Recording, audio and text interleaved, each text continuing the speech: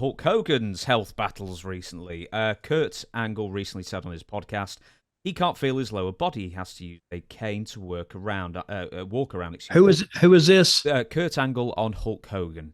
Oh, I see. I thought he was using his cane because he had pain in his back. He doesn't have any pain. He has nothing at all. He can't feel anything. He can't feel his legs, so he has to walk with a cane. So that's pretty serious.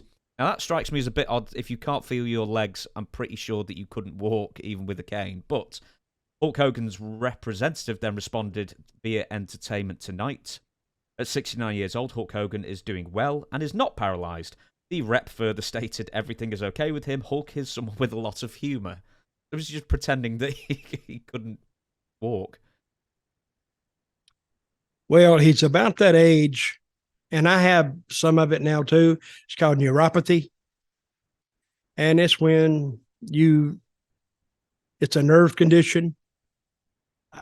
And it's one of those conditions that they really don't quite understand, I don't think.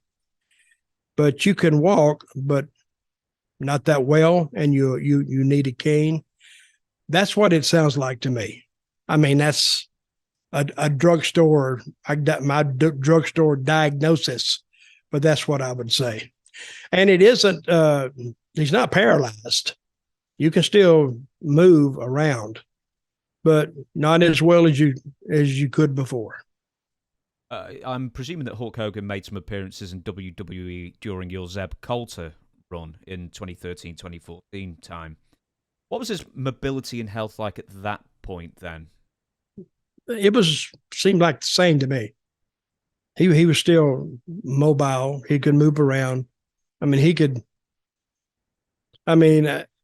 where was this where he got in the ring on a WrestleMania and forgot where he was? That was that New Orleans? Yes, because he was Superdome or Silverdome. I think he got confused with. I'm sitting in the back. I was on that show. I'm sitting in the back. Guys sit in the back, and they go, "Oh, let's see what he's got to say." And I'm like this. I'm going, and the Superdome. And I went, "What the hell?" Of course, it didn't get by Rock and Stone Cold because they went in the ring and like roasted him. And the people, they loved that anyway. So he just forgot where he was. But see, I was around when Huck was starting, when I was in Florida. I made a couple of trips with him. And he was as green as grass, still a big guy, but he was a weightlifter and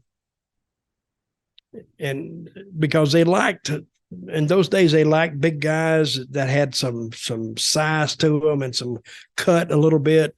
Of course, he was steroided up to the gills. I didn't really get in on the steroid gimmick that much.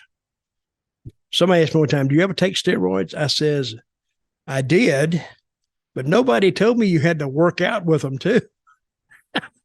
I said, "I just got fat." But he was a good guy, and I think when he left there, I think he went to Memphis, where he was Sterling Golden. He either went to Alabama and to Memphis as Sterling Golden, and then he went to Minnesota, and I don't know what he was there, but he became Hulk Hogan in the old WWF. I think that's when he became Hulk Hogan. And the rest of it's history. I just have to bring this up. With WrestleMania, I think it was WrestleMania 30 or wherever it was in New Orleans. And after the fact, he tried to make it seem like he had no idea that The Rock and Steve Austin were going to come out. It's like, everyone knows. Everyone knows that it was a setup. Why even pretend that it wasn't? Hey, Hux, he's a study unto himself. I don't think he even knows what he's going to do. I don't know him that well. I mean, that would be a Jimmy Hart question. We need to get Jimmy Hart on here one day. I would love to have him.